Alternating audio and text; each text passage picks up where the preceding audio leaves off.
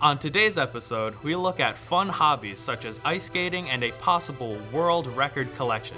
All that and much more on The Ekko.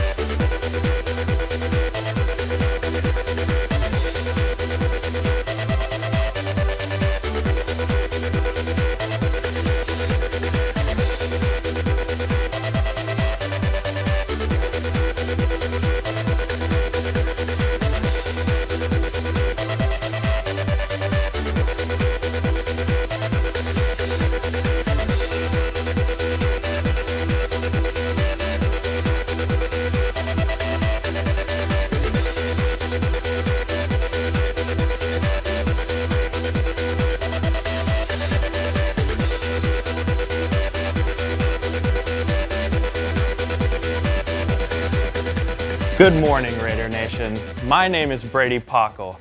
Welcome all of you to this episode of The Ekko.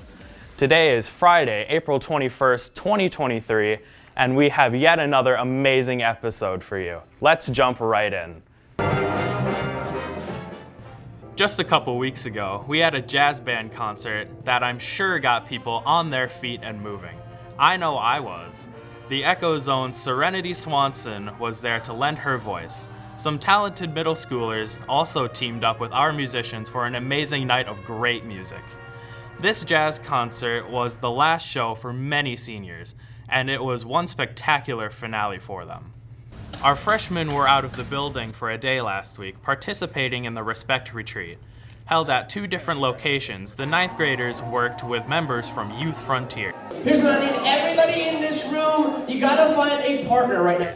They spent a day in high-energy activities and some more personal reflection time. This was the first retreat we've had at HHS since COVID, and it will be back next year. Moving forward, we spin into our next story. It's about a student who has a burning passion for something as cold as ice. Here with the details is The Ekko's Nina Burt. Two senior girls sharing their longtime love for skating on ice are now hanging their skates as they await for new beginnings to come. A part of me always knew that I wanted to be on the ice, that it was where I belonged. Katie Rogers, former senior and skater, feels she has made a home among the people who share her love for skating. Everyone here is so supportive. It's impossible not to stay. Alongside Katie is fellow senior Hannah Isidore, a girl who plans to continue the Riverblades legacy after she graduates. After high school, I plan on coaching. I don't think I'll be skating like in college, but I love coaching and I do that right now, so. When Katie is asked if her love for skating will continue after these two graduate, the answer was obvious to her. After high school? Yes, definitely. These two girls are greatly loved at Riverblades, and it is clear that everyone is sad to see them go. The girls really look up to Katie and Hannah, and my daughter just enjoys and loves skating with them, and she said multiple times she's going to miss them next year. And collectively, we're all going to miss the seniors next year because they've influenced them since our kids were like 5 years old, teaching them how to skate, and we're just going to miss their enthusiasm and their passion and their friendship on the ice. A home on ice is a home like no other for everyone who comes together under the name of Riverblades Skating School. Being here has helped me come out of my shell, helped me feel more home than anything else has. Not only does Katie find home on the ice, but she also finds it within words on a page. My favorite right now is also my personal accomplishment. Guys, I have the story called The Luchador Heroine, and it is 227 pages. I wrote it all by myself. Katie's amazing writing talent, like her skating, has been a great outlet for her to express herself. Then I picked up a pencil, and I just started writing on this little piece of paper for an assignment. And the next thing I know, all the emotions that I'm trying to hide, that I have no way deciphering, are suddenly coming out of me, and I can't stop writing.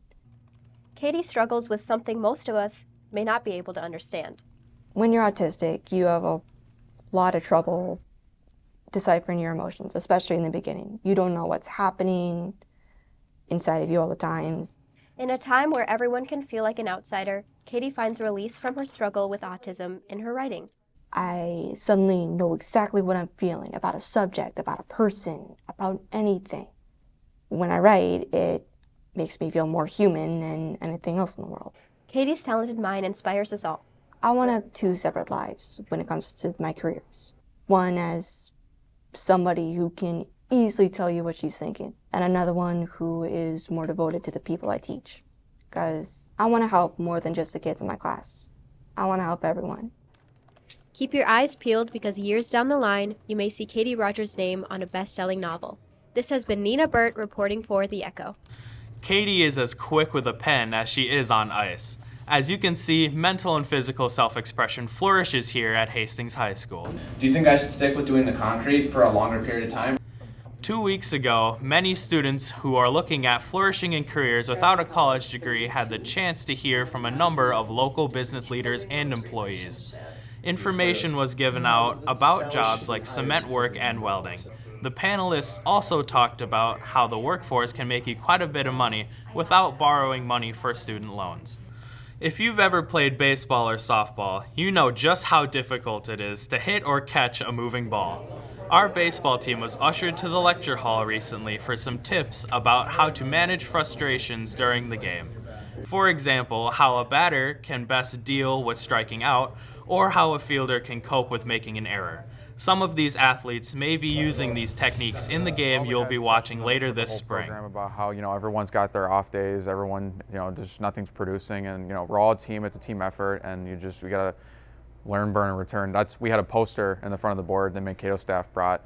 It said learn, burn, return, so it's helpful because it reminds us every day that, baseball is a challenging sport and it's never gonna be easy. Spring sports at HHS mean different things to different people. Maybe you prefer golf or track and field over baseball or softball. Well, all this season, we're digging deep into our vault of 25 years of shows. And spring sports back in April 2010 meant something rough and tumble for one group of girls. Let's take a look back. With all the warm weather that this spring has had to offer, it comes as no surprise that sports have begun training. But unlike school-sponsored sports such as tennis, track, and softball, a different type of sport has become quite popular. It's girls rugby, and it's thriving. Girls, young and old, new and experienced, have been hard at work practicing, and I mean hard at work. These girls are playing one of the toughest sports around. 3-year rugby player and this year's team captain, Emma Wright, can tell you that she has sustained quite a few injuries over the years. Oh boy, I've had a couple dislocated shoulders, I broke my thumb last year, a couple broken toes, lots of bruises. Emma says that it was all worth it though, and she is glad that such an aggressive sport is being offered to girls. As for how rugby is played, that may be a bit unfamiliar to some.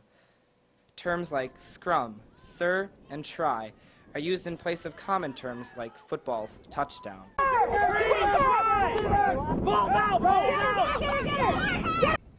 Rugby coach Ashley Towery explains the game. It's a hybrid of football and soccer. Basically, it's a continuously played sport. Like in football, when you get tackled, play stops. Well, in rugby, it keeps playing. You can find similarities of all other sports. It's played on a field, it's played with a ball, and the ultimate goal is to score. But the difference about this is that there's more of a camaraderie because it is full contact, and because you really fight to win the game more as a team. But rules are not the most important thing on the minds of these girls.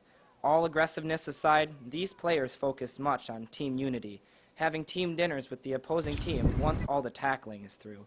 Other team unification is done during the game itself. The players on the field, if we score a try, which is like our goal, which is worth 3 points, we're waiting for the other teammates on the sidelines to bring us water.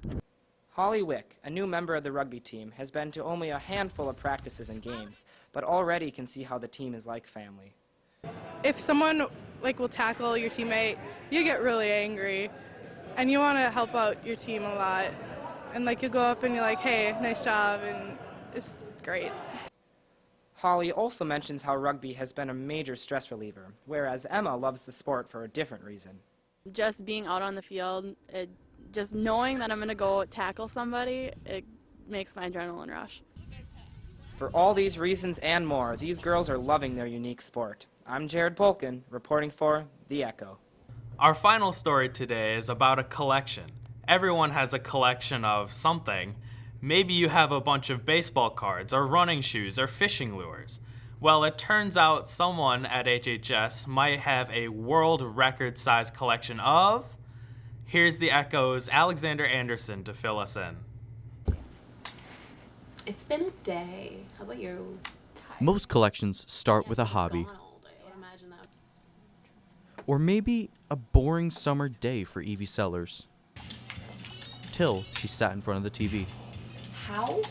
I don't know. I'm clicking random buttons. And just like that, she was about to start her hobby. My mom rented a DVD from the library, season 1 of the 2012 series. From drawings to a first and technically one-of-a-kind figure. Essentially, he was broken right out of the box, and so I went to my older brother and asked him to build an arm. So that's how I know he's my very first one, because of the robotic arm. I think it's my turtle hoodie. I got it from my grandma. But what strives her for the hunt of these collectibles? I think it's kind of the hunt for them, and just the surprise when you do find them. The show, the hunt, and the collectibles. And what came of this hobby? I counted it a while back, and so far it's about at 520 officially licensed items and about 100 unofficially licensed. For someone who was a minor at the time of counting, that would be considered a world record. A major-sized collection, but of course, not without help. If I find something at the store, I'll tell her. Leo Sellers is the little brother of Evie. But I think she's sticking to something that she likes. Something, I'll send her a picture or tell her about it. So. And with Pearl Sellers, the younger sister, helping as well. Everybody has something, so. The massive stockpile of items has only grown. And let's be honest, with a show, you have to have a favorite. My personal favorite would definitely be 2012 Donatello, because he's what got me hooked on the series. From enjoying the character to actually seeing him live. Funny story about the voice actor. I actually met him in person, and he voices a bunch of other characters in really popular series, which is kind of fun, because if you watch a show, there's a 99% chance he's in it somewhere. Enjoying family time together. It's been a day. How about you? Tiring. To playing I games. did not know I could do that, so... Oh and crap, what did I being do? as siblings are. She doesn't really come off as much of a leader, no offense. She's a little more, awkward. And in the background is a world record waiting to be claimed. This is Alexander Anderson, reporting for The Ekko. Wow, that's a collection even some avid collectors could get jealous of. Best of luck to you, Evie, on reaching your goal. Hey, we've reached the end of another episode. I'm Brady Pockle. Have a good weekend, and we'll see you again on The Ekko. Sorry,